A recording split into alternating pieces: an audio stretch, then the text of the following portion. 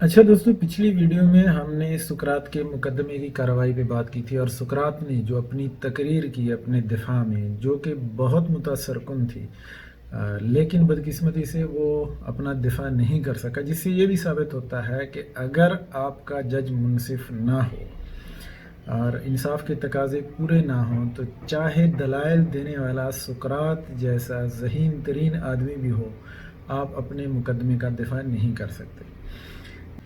اس کے بعد وہاں پہ رواج تو یہ تھا کہ سزائے موت سنانے کے بعد فوراً اس پر عمل درآمد ہو جایا کرتا تھا، لیکن سقراط کے کیس میں ایسا نہیں تھا۔ وہ کافی دنوں تک زندہ رہا اور موت کا انتظار کرتا رہا۔ اس کی کیا وجہ ہے، یہ آگے جا کے آپ اس مکالمے کے دوران سن لیں گے۔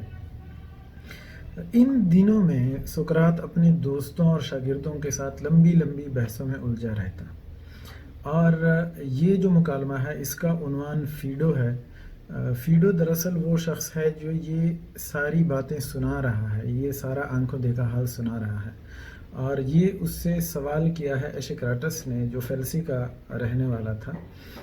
اس مکالمے کے دوران سقراط کے باقی دوست اپولوڈورس، سیمیس، کیبیس، کریٹو، یہ سارے بھی وہاں موجود تھے۔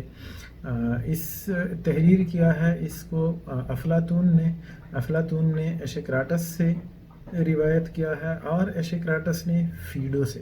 یہ جو سارا مکالمہ ہے یہ آخری دن کا مکالمہ ہے، اور اس میں بہت سارے موضوعات ہیں جو آگے جا کے اگلی ویڈیوز میں ہم بیان کریں گے۔ اس ویڈیو میں دو چیزوں کا ہم یہاں پہ ذکر کریں گے۔ اس کا پہلا حصہ ہے، ایک تو اس کی سزا تاخیر سے کیوں دی گئی، اس کی وجہ کیا تھی، اور دوسرا خودکشی کے بارے میں سقراط سے اس کے دوست بحث کر رہے ہیں۔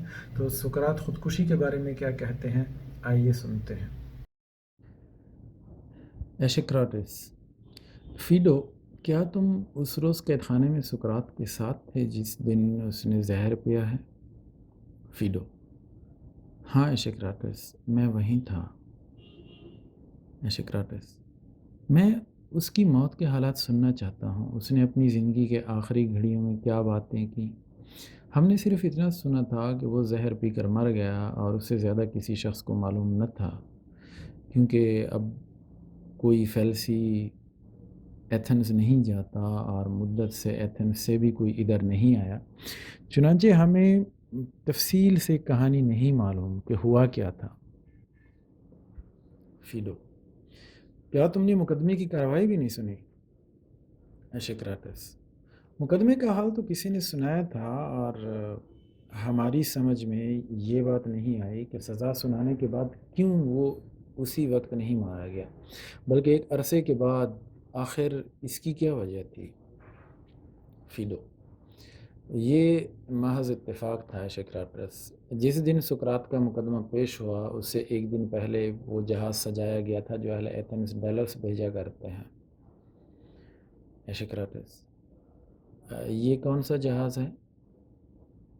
فیڈو: یہ وہ جہاز ہے جس میں اہل ایتھنز کی روایت کے مطابق تھیسسکریٹ گیا تھا، جب وہ 14 نوجوانوں کو ساتھ لے گیا اور اپنی اور ان کی جان بچا لایا۔ کہا یہ جاتا ہے کہ انہوں نے اپالو کی درگاہ میں نظر مانی تھی کہ اگر وہ سلامت رہے تو ہر سال ایک مہم ڈیلس بھیجا کریں گے۔ یہ رسم ابھی تک جاری ہے، اور وہ سارا زمانہ جو ڈیلس آنے جانے میں صرف ہوتا ہے اس وقت سے جب اپالو کا پجاری دمبالا جہاز کو سجاتا ہے مقدس سمجھا جاتا ہے۔ اس اثنا میں شہر کو مجرموں کے قصاص سے ناپاک نہیں ہونے دیتے، اور جب جہاز مخالف ہواؤں کی وجہ سے رک جاتا ہے تو آنے جانے میں بہت دن لگ جاتے ہیں۔ تو جیسا کہ میں کہہ رہا تھا، جہاز سقراط کے مقدمے سے ایک روز پہلے سجایا گیا تھا، اسی وجہ سے سقراط قید میں پڑا رہا اور سزا سنانے کے بہت دن بعد تک نہیں مارا گیا۔ ایشکراٹس: اس کی موت کس طرح واقع ہوئی فیڈو؟ کیا کیا کہا گیا؟ اس کے دوستوں میں سے کون کون اس کے ساتھ تھا؟ یا حکام نے انہیں وہاں رہنے کی ممانعت کر دی تھی اور مرتے وقت کوئی دوست اس کے پاس نہیں تھا؟ فیڈو: نہیں، کئی ایک تھے۔ ایشکراٹس: اگر تمہیں اور کوئی کام نہ ہو تو میں چاہتا ہوں کہ تم مجھے یہ روداد جہاں تک ہو سکے صحت کے ساتھ سنا دو۔ فیلو: مجھے کوئی کام نہیں اور میں تمہاری خواہش پوری کرنے کی کوشش کروں گا۔ سقراط کے ذکر سے مجھے ہمیشہ نہایت خوشی ہوتی ہے، خواہ میں خود اس کے حالات بیان کروں یا دوسروں سے سنوں۔ ایشکراٹس: جو لوگ تمہاری گفتگو سنیں گے وہ بھی تمہارے ہم خیال ہیں، اور مجھے امید ہے کہ تم حتی الامکان پوری صحت کے ساتھ سارا واقعہ سناؤ گے۔ فیلو: جب میں اس کے ساتھ تھا تو میرے دل میں کچھ عجیب احساس تھا۔ مجھے یقین نہیں آتا تھا کہ میں اپنے دوست کی موت کا منظر دیکھ رہا ہوں، اس لیے مجھے کوئی افسوس نہ تھا۔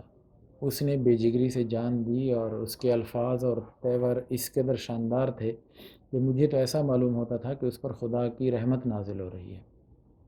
میں یہ سوچ رہا تھا کہ وہ دوسری دنیا میں یقیناً خدا کا بلایا ہوا جا رہا ہے، اور وہاں پہنچ کر اگر کسی انسان کو راحت و مسرت حاصل ہوتی ہے تو اسے ضرور حاصل ہوگی۔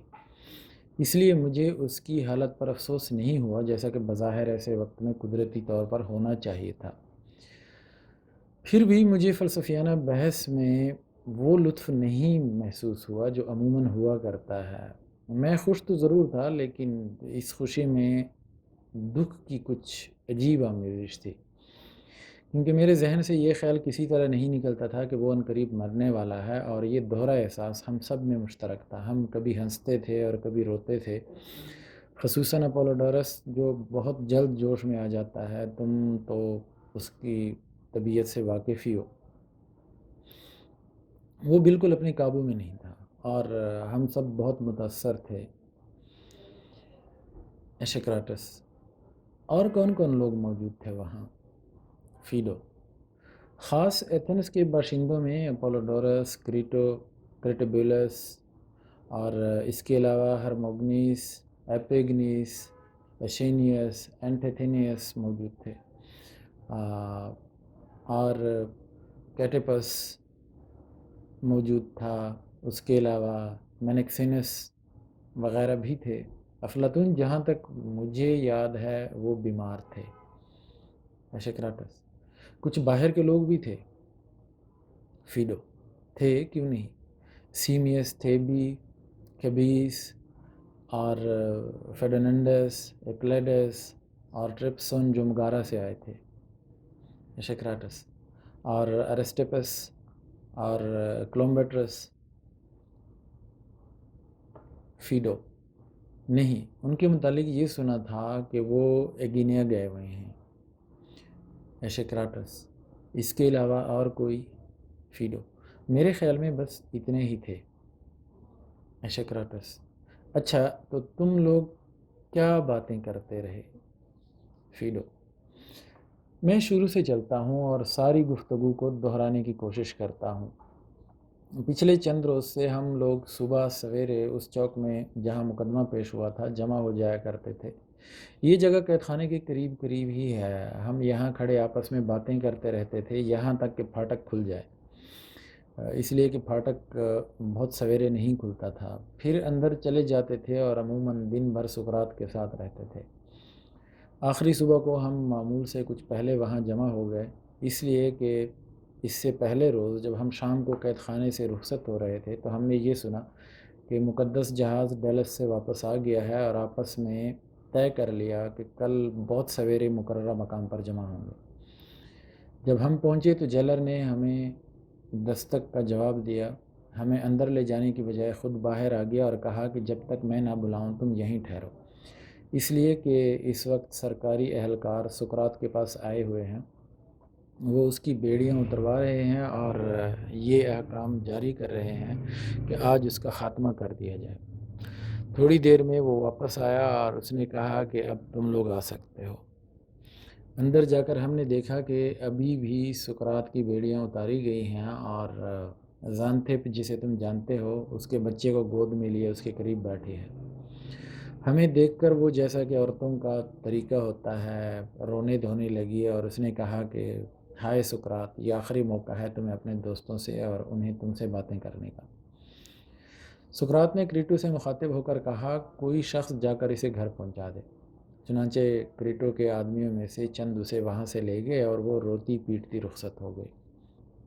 اس کے جانے کے بعد سقراط اٹھ کر کوچ پر بیٹھ گیا وہ جھک کر اپنی ٹانگ سہلاتا جاتا اور یہ کہتا جاتا تھا کہ یہ راحت بھی عجیب چیز ہے، اور تکلیف سے جو اس کی متضاد ہے اس کو کچھ عجیب قسم کا تعلق ہے۔ یہ دونوں ایک ہی لمحے میں کسی انسان کے اندر موجود نہیں ہوتے، لیکن جو شخص ان میں سے ایک کو چاہتا ہے اسے عموماً دوسرے کو بھی قبول کرنا پڑتا ہے۔ اس کے جسم دو ہیں مگر ایک ہی سر میں جڑے ہوئے ہیں۔ مجھے یقین ہے کہ اگر عیسو اس کے بارے میں سوچتا تو وہ ایک حکایت لکھتا کہ خدا نے ان میں میل کرانے کی کوشش کی، اور جب اس میں کامیابی نہیں ہوئی تو ان کے سرے آپس میں جوڑ دیے۔ اس لیے جہاں ان میں سے ایک پہنچا دوسرا بھی اس کے پیچھے پیچھے پہنچتا ہے۔ جیسا کہ مجھے اس وقت تجربہ ہو رہا ہے، بیڑیوں کی وجہ سے جو درد ہو رہا تھا اس کی بجائے اب ایک راحت محسوس ہو رہی ہے۔ اس پر کبیس بولا، اچھا ہوا سقراط کہ تم نے ایسپ کا نام لیا۔ اس پر مجھے ایک سوال یاد آ گیا جو بہت سے لوگ کیا کرتے ہیں، اور ابھی پرسوں ہی شاعر ایونس نے مجھ سے کہا تھا، یقیناً وہ مجھ سے پھر پوچھے گا، اس لیے اگر تم چاہتے ہو کہ میرے پاس اس کا جواب تیار رہے تو مجھے بتاؤ کہ میں اس سے کیا کہوں۔ وہ جاننا چاہتا تھا کہ یہ کیا بات ہے کہ پہلے تو تم نے ایک مصرع بھی موضوع نہیں کیا تھا، اور اب تم قید خانے میں ایسپ کی حکایت کو نظم کر رہے ہو اور اپالو کی شان میں مناجات بھی کہہ رہے ہو۔ اس نے جواب دیا، کبھی اسے اصل واقعہ بتا دو۔ میرے ذہن میں یہ خیال تک نہیں تھا کہ اس کا یا اس کے کلام کا مقابلہ کروں۔ میں جانتا تھا کہ یہ کوئی آسان کام نہیں، مگر مجھے یہ فکر تھی کہ بعض خوابوں کی تعبیر کے بارے میں میرے دل میں جو ایک کانٹا کھٹک رہا ہے وہ نکل جائے۔ اپنی زندگی میں مجھے اکثر خواب میں یہ خبر دی گئی ہے کہ میں تصنیف کروں گا۔ وہی ایک خواب مجھے کبھی کسی شکل میں دکھائی دیتا تھا، کبھی کسی شکل میں، مگر اس میں ہمیشہ یا ان سے ملتے جلتے الفاظ کہے جاتے تھے، موسیقی حاصل کرو اور تصنیف کرو۔ اب تک میں سمجھتا تھا کہ ان کا مطلب یہ تھا کہ مجھے فلسفے کے مطالعے کی تاکید کی جائے، جو میرا عمر بھر کا مشغلہ ہے اور موسیقی کی سب سے بہتر اور برتر شکل ہے۔ خواب میں مجھے اس کام کے کرنے کا حکم دیا جاتا رہا جو میں پہلے سے کر رہا تھا، بالکل اسی طرح جیسے دوڑ میں مقابلہ کرنے والے کو تماشائی دوڑنے کی تاکید کرتے ہیں حالانکہ وہ پہلے ہی سے دوڑ رہا ہوتا ہے۔ مگر مجھے اس بات کا پوری طرح یقین نہیں تھا۔ یہ بھی ممکن تھا کہ خواب میں موسیقی کے عام معنی مراد لیے گئے ہوں۔ اب چونکہ مجھے موت کی سزا سنائی گئی ہے اور بیچ میں تہوار پڑ جانے سے تھوڑی سی مہلت مل گئی ہے، میں نے سوچا کہ احتیاطاً اس خلش کو دور کر دوں اور خواب کے حکم کے مطابق چند شعر کہہ ڈالوں۔ سب سے پہلے میں نے اس تہوار کے دیوتا کی شان میں ایک مناجات کہی، پھر اس خیال سے کہ شاعر کو اگر وہ سچ مچ شاعر ہے محض تک بندی پر اکتفا نہیں کرنا چاہیے، بلکہ اپنی طرف سے قصہ بھی گڑھ لینا چاہیے، اور مجھ میں یہ مادہ نہیں ہے۔ میں نے ایسپ کے چند حکایات کو جو میرے پاس موجود تھیں اور جن سے میں اچھی طرح واقف تھا نظم کر دیا۔ یہ بات ایونس کو بتا دینا کبیس، اور تاکید کر دینا کہ دل کو مضبوط رکھے۔ میری طرف سے یہ بھی کہہ دینا کہ اگر وہ دانشمند ہے تو میرے پیچھے پیچھے چلا آئے، دیر نہ لگائے۔ میں تو غالباً آج جا رہا ہوں اس لیے کہ اہل ایتھنز کا حکم ہے۔ سیمیس نے کہا، یہ پیام اور ایسے آدمی کے لیے؟ میرا اس کا بہت ساتھ رہا ہے اور میں یہ کہہ سکتا ہوں کہ وہ تمہارے مشورے پر ہرگز عمل نہیں کرے گا جب تک مجبور نہ ہو جائے۔ سقراط نے کہا، کیوں، کیا وہ فلسفی نہیں ہے؟ سیمیس بولا، ہے تو فلسفی۔ سقراط نے کہا، تو وہ یا کوئی شخص بھی جس میں فلسفے کی روح ہے خوشی سے مرنے کو تیار ہو جائے گا، مگر وہ خودکشی نہیں کرے گا اس لیے کہ یہ حرام موت سمجھی جاتی ہے۔ اب اس نے پہلو بدلا اور اپنی ٹانگ کوچ سے ہٹا کر زمین پر رکھ دی۔ بقیہ گفتگو کے دوران میں وہ اسی طرح بیٹھا رہا۔ کبیس نے پوچھا، تم یہ کیوں کہتے ہو کہ انسان کو خودکشی نہیں کرنی چاہیے مگر فلسفی مرنے والے کی تقلید کو تیار ہو جائے گا؟ سقراط بولا، کبیس اور سیمیس، تم تو فیلولوس کے شاگرد ہو، تم نے کبھی اس کو اس کا ذکر کرتے نہیں سنا کیا؟ سنا تو ہے مگر اس کے الفاظ کچھ مبہم سے تھے سقراط، کبیس نے جواب دیا۔ میرے الفاظ کو بھی محض صدائے بازگشت سمجھو، مگر اس میں کیا حرج ہے کہ میں نے جو کچھ سنا ہے اسے دہرا دوں؟ سچ پوچھو تو جب میں دوسری جگہ جا رہا ہوں تو میرے لیے بہت مناسب ہے کہ جو سفر مجھے درپیش ہے اس کی حقیقت پر غور اور فکر اور گفتگو کرو۔ اب سے غروب آفتاب تک جتنا وقفہ ہے اس میں اس سے بہتر اور کیا شغل ہو سکتا ہے؟ تو پھر مجھے یہ بتاؤ سقراط کہ خودکشی ناجائز کیوں سمجھی جاتی ہے، جیسا کہ میں نے فلولاس کو، جس کے متعلق تم ابھی پوچھ رہے تھے، کہتے سنا جب وہ تھیبس میں ہمارے ہاں ٹھہرا ہوا تھا۔ اور بھی بہت سے لوگ ہیں جو یہی کہتے ہیں، اگرچہ میں کبھی نہ سمجھ سکا کہ ان کے اس اصول کے معنی کیا ہیں۔ سقراط نے جواب دیا، ہمت نہ ہارو، ممکن ہے ایک دن ایسا آئے کہ اس کے معنی تمہاری سمجھ میں آ جائیں۔ شاید تمہیں اس بات پر حیرت ہے کہ جب اور بری چیزیں بعض اوقات اور بعض اشخاص کے لیے اچھی بھی ہو سکتی ہیں تو ایک موت ہی اس سے مستثنیٰ کیوں ہے؟ اور کیا وجہ ہے جب انسان کے لیے مر جانا اچھا ہو تو اسے خود اپنی مشکل آسان کرنے کی اجازت نہیں بلکہ اسے دوسرے کا انتظار کرنا پڑتا ہے؟ کبیس نے آہستہ سے ہنس کر اپنی دیسی بویوشی بولی میں کہا، بالکل ٹھیک ہے، میں مانتا ہوں کہ جو کچھ میں کہہ رہا ہوں اس میں بظاہر تضاد نظر آتا ہے، مگر ممکن ہے حقیقت میں تضاد نہ ہو۔ ایک نظریہ ہے جو چپکے سے کان میں پھونک دیا جاتا ہے کہ انسان ایک قیدی ہے جسے یہ حق نہیں کہ قید خانے کا دروازہ کھول کر بھاگ جائے۔ یہ ایک راز ہے جسے میں اچھی طرح سمجھ نہیں سکا، لیکن میرا بھی یہی خیال ہے کہ دیوتا ہمارے مالک ہیں اور ہم انسان ان کی ملک ہیں۔ کیا تم اس سے متفق نہیں؟ کبیس نے کہا، میں بالکل متفق ہوں۔ اگر تمہاری املاک میں سے کوئی بیل یا گدھا دنیا سے کھسک جانے کی جرت کرے جبکہ تم نے یہ اندیہ ظاہر نہ کیا ہو کہ وہ مر جائے تو تمہیں غصہ نہیں آئے گا اور تم اسے سزا نہیں دو گے اگر تمہارے اختیار میں ہو؟ کبیس نے جواب دیا، یقیناً دوں گا۔ تو اگر ہم مسئلے کو اس نظر سے دیکھیں تو شاید یہ بات معقول معلوم ہو کہ انسان کو خودکشی نہیں کرنی چاہیے، مگر جب خدا کے ہاں سے طلبی آئے جیسے میری طلبی آئی ہے تو پھر چلے جانا چاہیے۔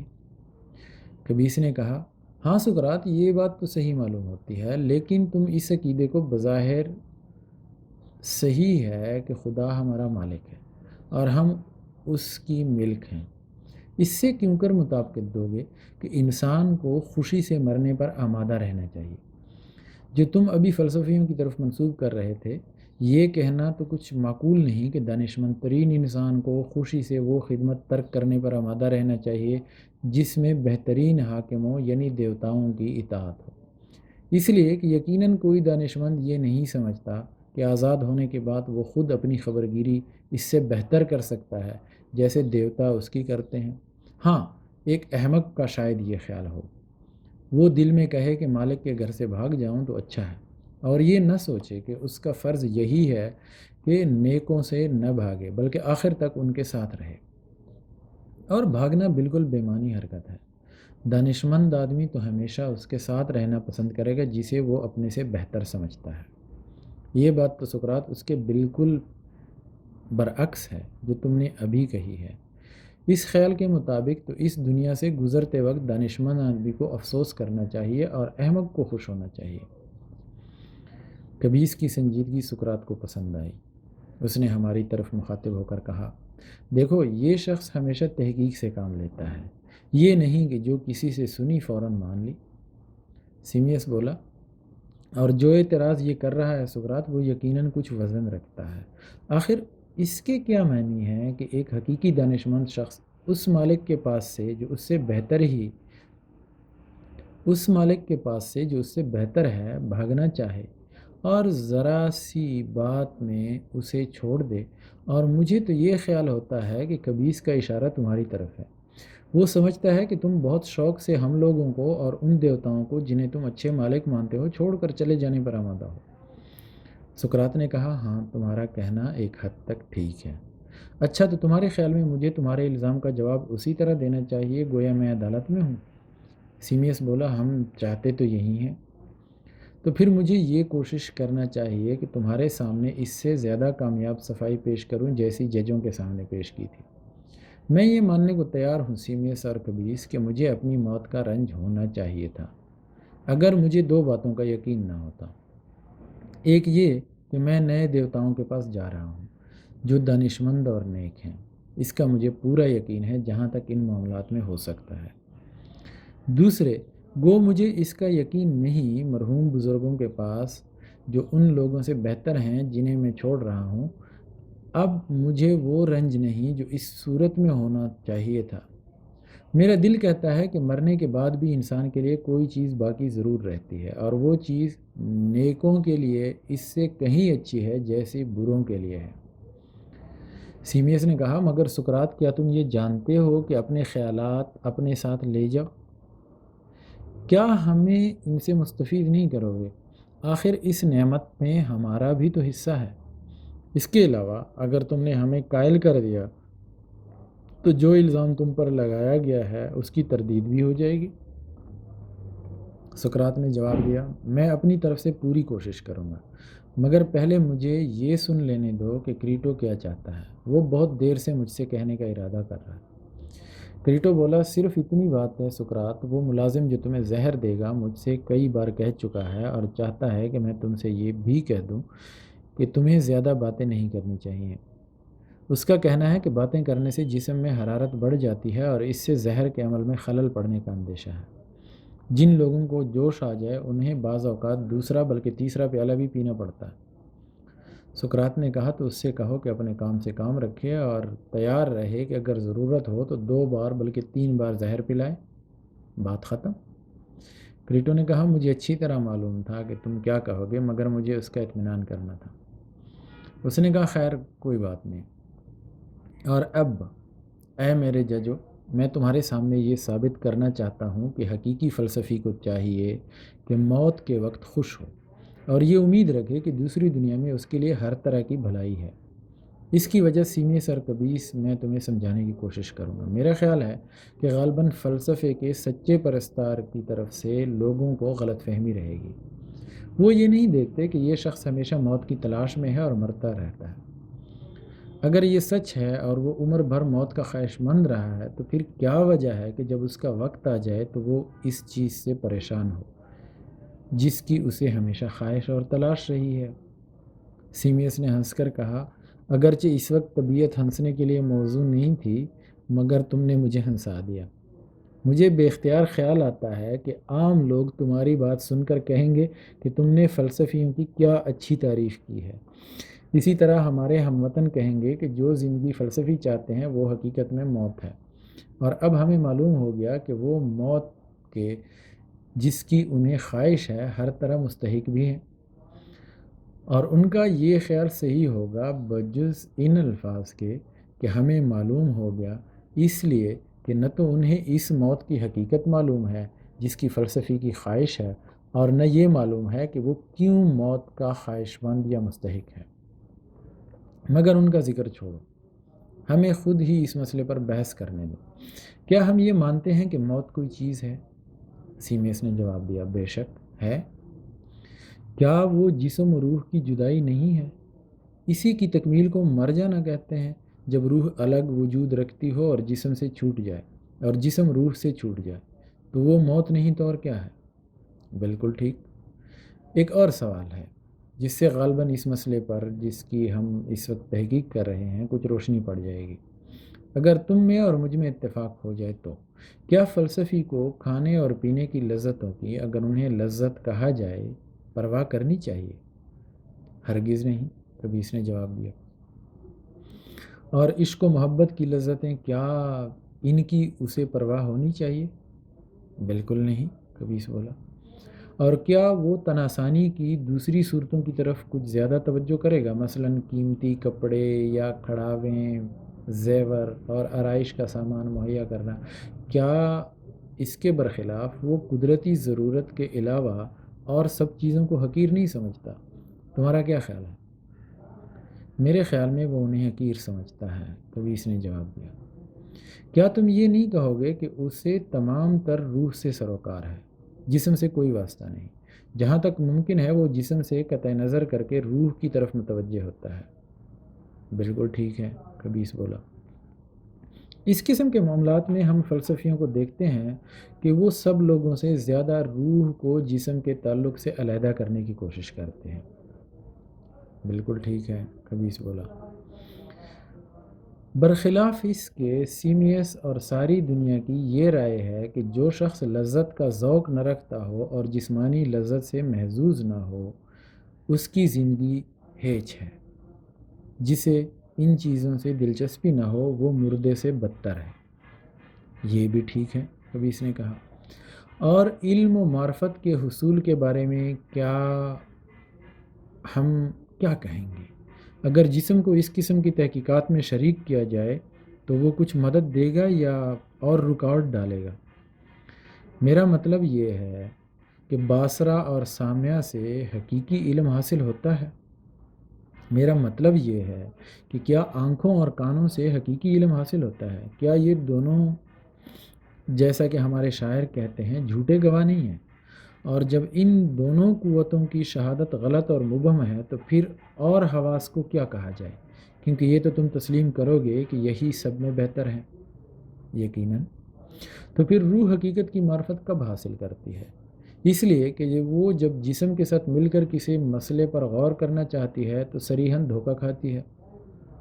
ٹھیک ہے، تو لازمی طور پر حقیقت کا علم اسے اگر ہوتا ہے تو خیال کے ذریعے سے ہوتا ہے، اور خیال کی بہترین صورت وہی ہوتی ہے جب وہ یکسوئی سے خود اپنے مرکز پر جمع ہو اور ان چیزوں میں سے کوئی اس کام میں خلل انداز نہ ہو، نہ آوازیں، نہ منظر، نہ خوشی، نہ غم، جب وہ جسم سے رخصت ہو جائے اور حتی الامکان اس سے سروکار نہ رکھے، جب وہ جسمانی حسیات اور خواہشات سے پاک اور طلب حقیقت میں مصروف ہو۔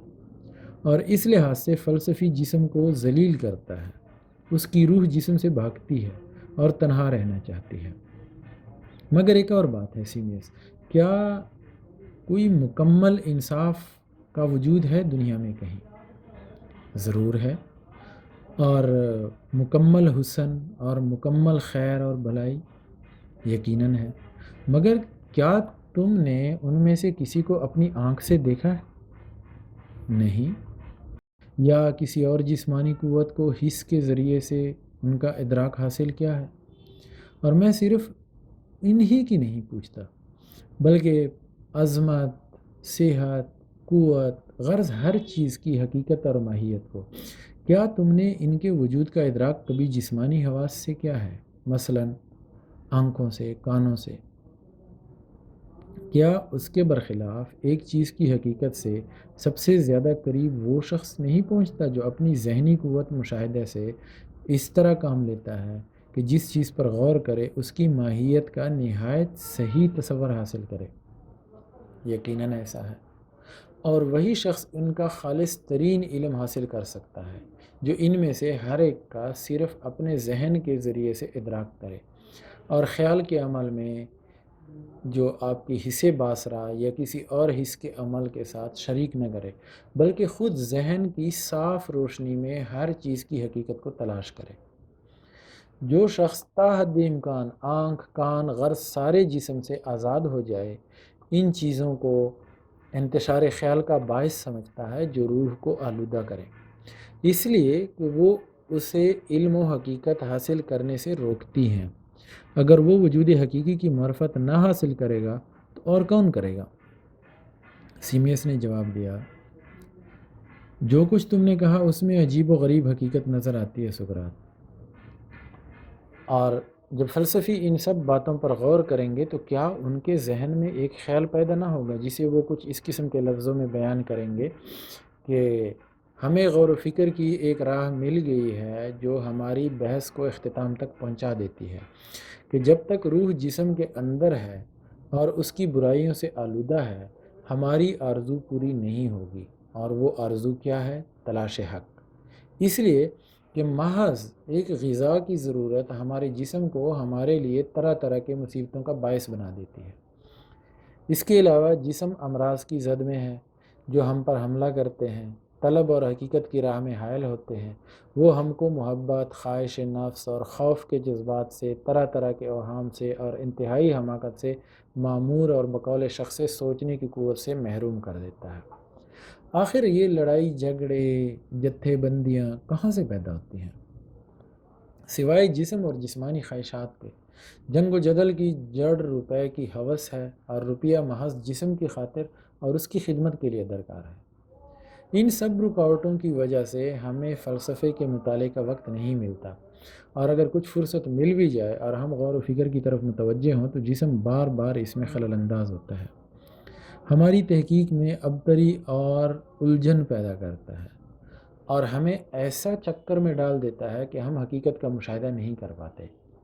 یہ بات ہم پر تجربے سے ثابت ہو چکی ہے کہ اگر ہمیں کسی چیز کا خالص علم حاصل کرنا ہے تو ہمیں جسم سے آزاد ہونا چاہیے، روح کو بجائے خود اشیاء حقیقی کا مشاہدہ کرنا چاہیے، تبھی ہمیں وہ حکمت حاصل ہوگی جس کی ہمیں خواہش ہے اور جس کی محبت کا ہم دعویٰ کرتے ہیں، زندگی میں نہیں بلکہ مرنے کے بعد۔ اس لیے اگر روح جب تک وہ جسم کے ساتھ ہے خالص علم حاصل نہیں کر سکتی، دو باتوں میں سے ایک بات لازمی ہے، یا تو علم سرے سے حاصل ہی نہیں ہو سکتا، یا اگر ہو سکتا ہے تو مرنے کے بعد۔ اس لیے کہ صرف اسی وقت روح جسم سے جدا ہو کر اپنا ایک علیحدہ وجود رکھتی ہے۔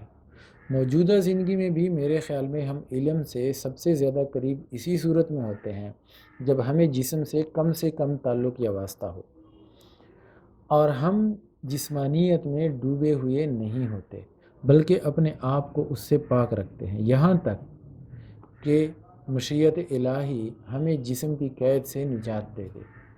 اسی طرح جسم کی حماقت سے نجات پا کر ہم پاک ہو جائیں گے، اور پاکوں سے ہمارے راز و نیاز ہونے لگیں گے، اور ہمیں خود بخود وہ نور مبین ہر جگہ پھیلا ہوا نظر آنے لگے گا جو حق کا نور ہے۔ اس لیے کہ ناپاکوں کو پاکوں کے قریب آنے کی اجازت نہیں ہے۔ اس قسم کے الفاظ ہیں سیمس جو علم کے سچے شیدائی لازمی طور پر ایک دوسرے سے کہتے ہیں اور دل میں سوچتے ہیں۔ تمہیں اس سے اتفاق ہے یا نہیں؟ بلا شبہ ہے سقراط، سیمس نے جواب دیا۔ مگر اے میرے دوست، اگر یہ بات صحیح ہے تو یہ امید کرنے کی بہت بڑی وجہ ہے کہ جہاں میں جا رہا ہوں وہاں پہنچ کر وہ چیز حاصل کر لوں گا جس کی مجھے عمر بھر تلاش رہی ہے۔ اس لیے میں خوش روانہ ہو رہا ہوں، اور ایک میں نہیں بلکہ ہر شخص جو یہ سمجھتا ہے کہ اس کا ذہن نئی زندگی کے لیے تیار ہے، وہ کسی طرح آلودگیوں سے پاک ہو چکا ہے۔ یقیناً، سیمس نے کہا۔ اور پاک ہونا کیا ہے؟ یہی روح اور جسم کی جدائی، جیسا کہ میں نے پہلے کہا ہے، وجود روحانی کا اپنے آپ کو ہر طرف سے سمیٹ کر جسم سے الگ کر لینا، اور موجودہ زندگی میں بھی جہاں تک ہو سکے اسی طرح اپنے دائرے کے اندر تنہا رہنا، جس طرح آئندہ زندگی میں، یعنی روح کا جسم کی قید سے رہا ہونا۔ بالکل ٹھیک، سیمس نے کہا۔ اور یہ روح کی جسم سے جدائی یا رہائی موت کہلاتی ہے؟ تو اور کیا، سیمس نے کہا۔ سچے فلسفی روح کی رہائی کی کوشش کرتے ہیں، اور ان کے سوا کوئی نہیں کرتا۔ کیا روح کی جسم سے جدائی اور رہائی ان کی زندگی کا خاص مقصد نہیں ہے؟ بے شک ہے، سیمس نے جواب دیا۔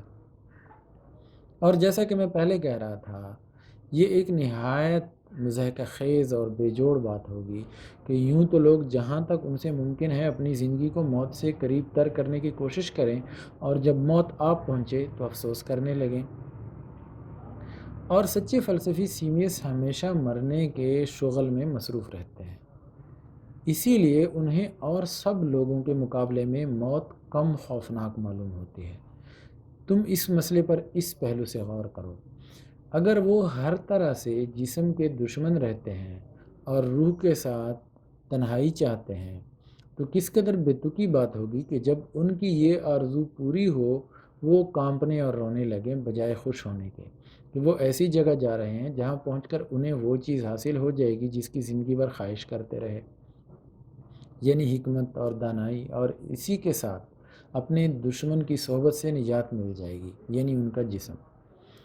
بہت سے لوگ اس امید پر عالم بالا میں جانے کے لیے تیار ہو جاتے ہیں کہ انہیں اپنے دنیاوی معشوق یا بیوی بیٹے سے ملنے اور گفتگو کرنے کا موقع ملے گا۔ تو کیا وہ شخص جو حکمت کا سچا شیدائی ہے، اس یقین کے باوجود کہ اس کا کما حقہ لطف صرف عالم بالا میں حاصل ہو سکتا ہے، موت کا رنج کرے گا؟ کیا وہ خوشی کے ساتھ جانے پر تیار نہیں ہوگا؟ یقیناً ہو جائے گا میرے دوست، اگر وہ سچا فلسفی ہے تو، اس لیے کہ اسے یقین ہوگا کہ صرف وہی وہ حکمت کو خالص شکل میں پا سکتا ہے۔ اگر یہ سچ ہے تو جیسا کہ میں نے کہا، اس کا موت سے ڈرنا نہایت ہی فضول بات ہوگی۔ اور اگر تم کسی شخص کو دیکھو کہ وہ موت کے سر پر آ پہنچنے سے رنجیدہ ہے، تو کیا اس کی یہ بددلی اس بات کا کافی ثبوت نہیں کہ وہ حکمت کا شیدائی نہیں ہے، بلکہ اپنے جسم کا غلام ہے، اور غالباً اسی کے ساتھ دولت یا اقتدار یا ان دونوں چیزوں کی ہوس بھی رکھتا ہے؟ اور سیمیس، کیا بہادری فلسفی کی خصوصیات میں شامل نہیں ہے؟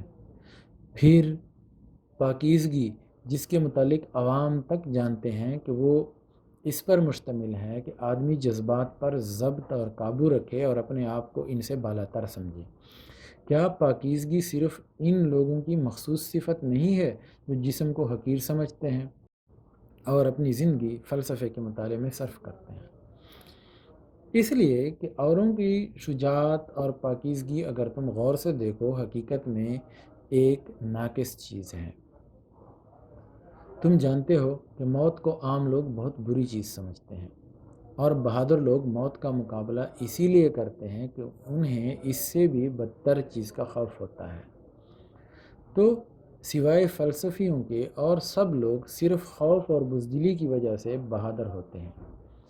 مگر ہے یہ عجیب و غریب بات کہ انسان خوف اور بزدلی کی وجہ سے بہادر بن جائے، اور پاک لوگوں کا بھی یہی حال ہے۔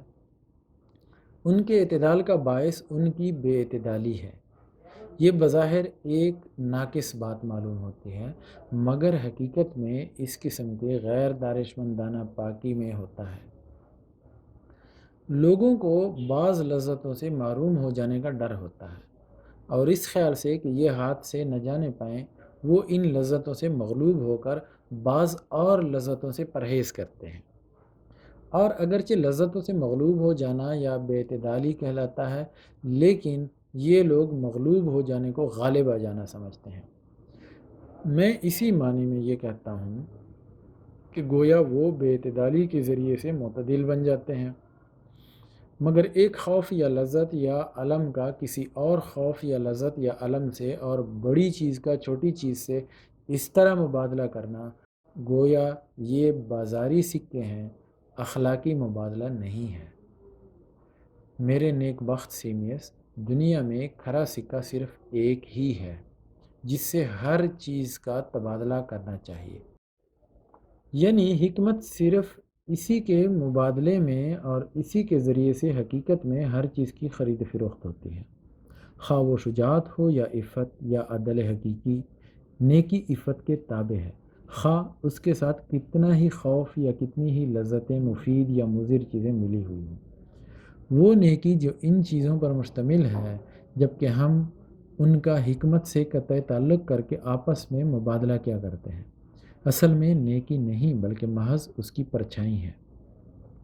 اس کے اندر آزادی یا صحت یا سچائی کا نام تک نہیں، لیکن حقیقی تبادلے میں ان سب چیزوں کا تنزیہ ہو جاتا ہے، اور پاکی اور عدل و شجاعت اور خود حکمت بھی اسی تنزیے کا نتیجہ ہے۔ مذہبی رسوم کے بانیوں کا یہ قول کچھ معنی رکھتا تھا، محض محمل بکواس نہ تھی کہ جو شخص ناپاکی اور نامحرمی کے حالت میں عالم بالا میں جائے گا وہ ایک دلدل میں پڑا رہے گا، مگر جو شخص پاک ہو کر اور محرم حقیقت بن کر آئے گا اسے دیوتاؤں کی صحبت میں رہنا نصیب ہوگا۔